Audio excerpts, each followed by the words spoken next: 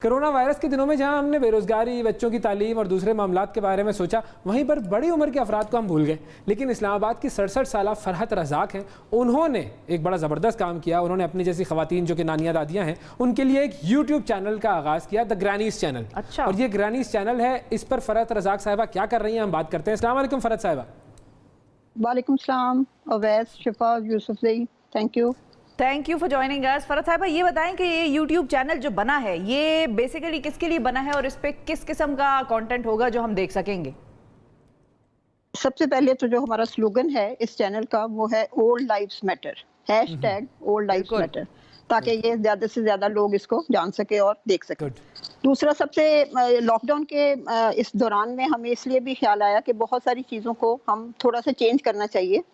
ख़ास तौर पे ख़वातीन का जिक्र मैं इसलिए करना चाहूँगी कि ख़वातीन जो हैं वो महदूद होकर रह गई घर के अंदर। बिल्कुल वो डिपेंडेंट हैं अपने बच्चों पे, अपने स्पाउसेस पे। तो जब तक फिर अच्छा, ये 4 पॉइंट्स हैं, 4 एरियाज हैं जिस पे हम ज़्यादा स्ट्रेस दे रहे हैं। एक है समाजी रवैये। समाजी रवैये से मेरा मुराद है कि जो एक टैबू बन चुका है हमारे समाज में कि जब आप 60 प्लस या उससे थोड़ा नज़दीक तरीन होते हैं तो आपको समझा जाता है कि आपकी अब एक खास सिर्फ ज़रूरियात हैं कि जो अल्लाह अल्लाह करने पे और ज़्यादा से ज़्यादा भी आप बच्चों को देख लें। सही, सोसाइटी में कंट्रीब्यूशन के हवाले से कम हो जाता है। बिल्कुल सही कह रही हैं जी, बहुत ही कम हो जाता है। सिर्फ शादी ब्याह पे कि जी एज ए मदरली फिगर आपको पेश कर दिया जाता है और बहुत सारे फैसलों में आपको इंक्लूड नहीं किया जाता।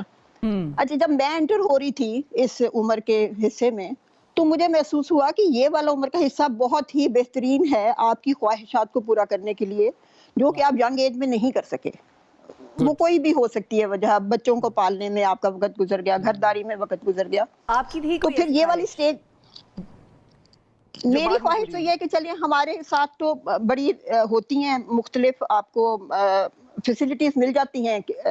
मैं ये ब्रॉड कैनवस पे बात कर रही हूँ कि जिसमें एक क्लास तो वो है जिसके पास सब कुछ है, वसाइल हैं, ड्राइवर्स हैं, गाड़ियां हैं, तो उसके लिए मैं नहीं ये बात कर रही। मैं एक ब्रॉड स्पेक्ट्रम में बात कर रही हूँ, ज्यादातर उन मिडिल क्लास लोगों के लिए जिनके पास ये नहीं है। तो अच्छा, ग्रैनीज़ चैनल पर क्या है? मैं जो सवाल पूछना चाह रहा हूँ वो ये है कि कंटेंट क्या है ग्रैनीज़ चैनल पर? जब लोग जाएंगे तो वहाँ पर क्या कंटेंट मिलेगा उनको? एक तो हम ये है कि उनको गाइड करेंगे मुख्तलिफ जरिए से, और ख़ास तौर पे हमने जैसे एक फोरम रखा है जिसमें हम इनवाइट करेंगे ग्रैनीज़ को कि वो अपना विजडम शेयर करें, हाउ टू क्रिएट गुड, अपना माहौल कैसे अच्छा बनाया जा सकता है घर के अंदर।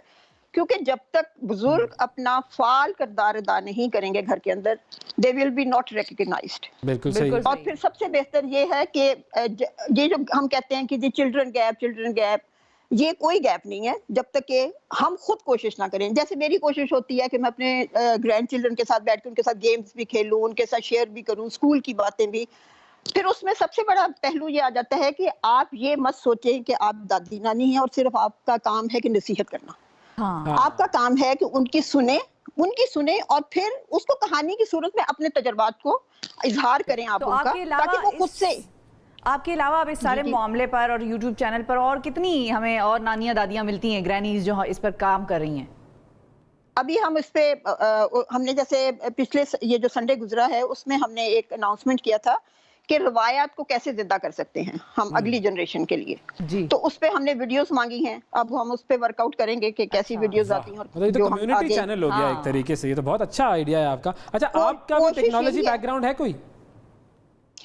मैं यही बताने लगी थी कि जो हम अपना गैप समझते हैं बच्चों के और बड़ों के दरमियान, वो इसी वजह से है कि हम वो लोग चीज इस्तेमाल ही नहीं करते जो बच्चे इस्तेमाल कर रहे होते हैं। तो चंद साल पहले मेरा भी गैप था, यकीनन मैं अपनी जिंदगी के ही तजुर्बात शेयर करूंगी। तो जब मैं बैठी होती थी, आपको पता है कि घर में एक टीवी है जिसको बुजुर्ग जरा देख सकते हैं।